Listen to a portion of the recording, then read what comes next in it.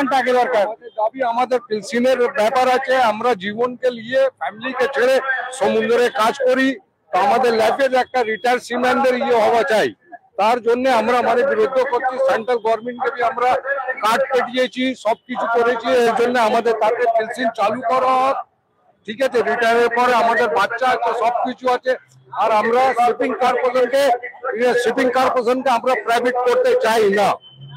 ঠিক আছে, প্রাইভেট হতে গেলে ওদের অসুবিধা আছে, যে সেন্ট্রাল গভর্নমেন্ট যেরকম আছে আমাদের যেমনি চলছে সিআই ওইরকম চলা উচিত। আমরা চাচ্ছি না কি এটা সেন্ট্রাল গভর্নমেন্ট বিক্রি করে। ঠিক আছে, তারপরে আমাদের পেনশন বন্ধ আছে, আমাদের পেনশন রিটায়ারের পরে আমাদের পেনশন হওয়া উচিত হওয়া চাই। সিম্যানের ফ্যামিলি মেডিকেলের দাবি আছে, মেডিকেলের দরকার আছে, মেডিকেল করা, তাদের বাচ্চাদের কোয়ালিফিকেশনের পয়সা, এইসবের জন্য আমরা নিজের জীবনকে সমুদ্রে কেটিয়েছি। তারপরে আমরা রিটায়ারের পরে